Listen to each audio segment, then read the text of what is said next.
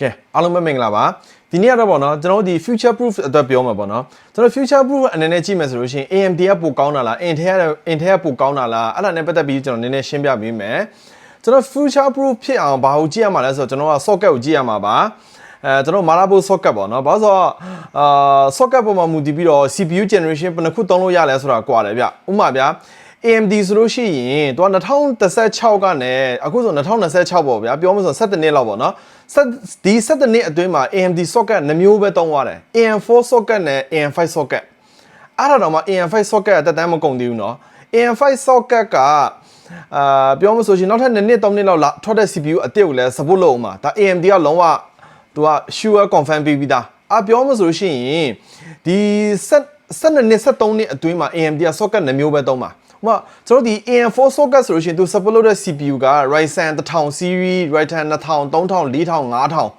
Ryzen 1000 series နဲ့ Ryzen 5000 series CPU AM4 socket အကုန် support လုပ်တယ်ပြောမှဆိုရှင်ဗျာ AM4 motherboard တစ်ခုနဲ့တည်းအဲ့ဒီ series ရဲ့ CPU ကြိုက်တဲ့ CPU လဲလို့ရတယ်အကယ်လို့ motherboard အရင်ဟောင်းနေတော့ BIOS upgrade လုပ်ပေးရတာပေါ့ဗျာဒါပေမဲ့ဘာပဲပြော support လုပ်တယ်ဗျာကျွန်တော်တို့ဒီ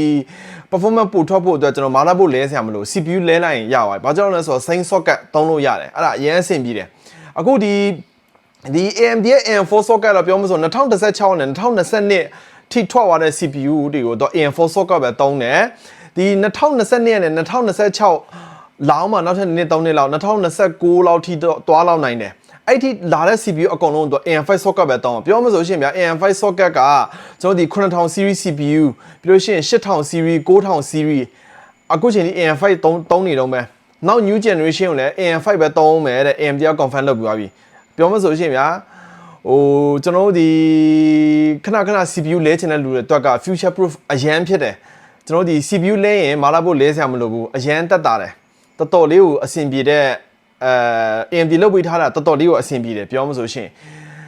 အဲ့တော့ကျွန်တော် Intel ကိုပြန်ကြည့်အောင် Intel အနေနဲ့ဒီ2016ကနေ2026အတွင်းကိုသူ CPU socket ဘယ်နှမျိုးလောက်ထွက်သွားလဲဆိုတော့4မျိုးလောက်ထွက်တယ် Intel က4မျိုးเนาะဒါတော့မှပြောမှဆိုရှင်နောက်ဆုံးထွက်လိုက်တဲ့ဒီ socket ကဘယ်နှစ်ခံမလဲဆိုတော့မသိသေးဘူးကျွန်တော်ဒီပြောမှဆိုရှင်2016နဲ့2019ကြားထဲမှာဆို Intel ကကျွန်တော်ဒီ LGA 1151 socket သုံးတယ်ကျွန်တော်ပြောမှဆိုရင်7 Gen 8 Gen 9 Gen CPU တွေအတွက်ပေါ့ဗျာ LGA 1151သုံးတယ်ပြီးလို့ရှိရင်2020နဲ့2021ကြားဆိုလို့ရှိရင်သူက10 Gen နဲ့11 Gen အတွက် LGA 1200 socket သုံးတယ်ပြီးတော့2021ကနေ2024အတွက်တော့12 Gen 13 Gen 14 Gen တွေအတွက် LGA 1900သုံးတယ်ပြောမှဆိုရှင်ဗျာ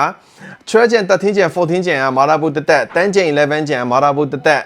အခု2024ကနေ2026ထိတော့သူ9 Ultra သုံးတယ်9 Ultra ကိုသူက LGA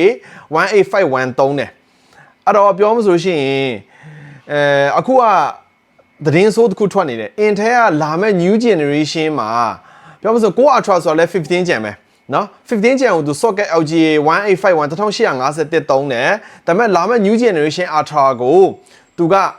socket ပြောင်းမယ်တဲ့ထပ်ပြီးတော့ Intel ဘယ်လောက်ရက်ဆက်လဲစဉ်းစားကြည့်နော် Intel ရဲ့ပြဿနာပြောမှဆိုရှင်နောက်ထပ်2နှစ်3နှစ်ပါကျွန်တော်ထပ်ပေါင်းလိုက်မှဆိုရှင် socket 5မျိုးလောက်ရှိပြီဘာပဲပြောပြနောက်လာမယ့်ကိစ္စမပြောဘူးဆိုလို့ရှင်တောင်မှဒီ2016နဲ့2026အတွင်းဆိုလို့ရှင် Intel socket 4မျိုးထွက်သွားပြီ AMD က2မျိုးပဲထွက်တယ်နော်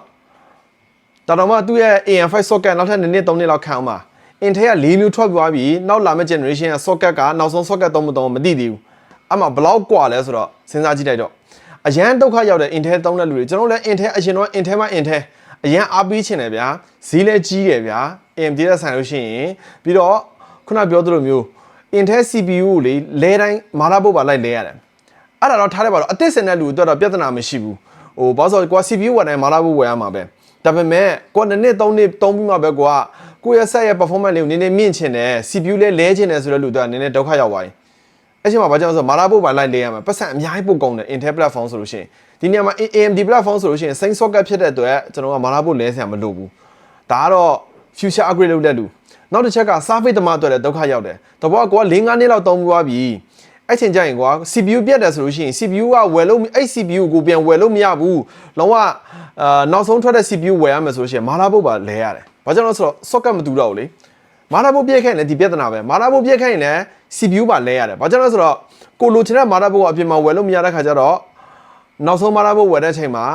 ကိုယ့်ရဲ့ CPU ကသုံးလို့မရတော့ဘူးပြောမှဆို Intel ကလေလုံးဝ user အတွက်မကြည့်ပြီဘူးအခုနှစ်တည်းကလုံးဝ future proof မဖြစ်ဘူး AMD ကအများကြီး future proof ဖြစ်တယ် Intel နဲ့ဆိုင်လို့ရှိရင်အဲ့ဒါကြောင့်မလို့ပေါ့နော်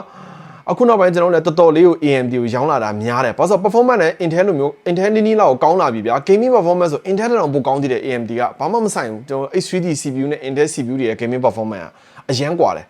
ပြောမှဆိုအရင်တော့ဆိုအဲ့လိုပဲထင်မလဲနော်နောက်ပြီးတော့ power consumption ဆိုလို့ရှိရင် AMD CPU ကလေ Intel ထက်အများကြီးတက်တာတယ် Intel ကလေ power supply နဲ့အကြီးသုံးပေးရတယ် cooling နဲ့ပိုကောင်းအောင်သုံးပေးရတယ် AMD က heat လည်း Intel လောက်မထွက်ဘူး performance နဲ့ Intel တက်ကောင်းတယ်အဲ့ဒါအဓိကဘာကြောင့်လဲဆိုတော့ AMD CPU ကသူသုံးတဲ့သူသုံးတဲ့ technology က Intel ထက်တော့မြင့်သေးတယ်မြင့်သွားပြီသူကနာနိုမီတာတွေပေါ့ဗျာပြောမှဆိုလို့ရှိရင် CPU ထဲမှာသုံးထားတဲ့နည်းပညာတွေပေါ့နော် Intel ထက်တော့မြင့်တယ် Intel က latest နည်းပညာတိတ်မသုံးနိုင်သေးဘူး AMD ကပိုတော့မြင့်သေးတယ် Intel ထက်ကိုအဲ့ဒါကြောင့်မလို့ပေါ့နော်တော်တော်လေးကိုကွာသွားပြီဗျဒါလေးကိုလာရှင်းပြပေးတာပါအားလုံးပဲကျေးဇူးတင်ပါတယ်နောက်ဗီဒီယိုမှာပြန်တွေ့ကြအောင်နော်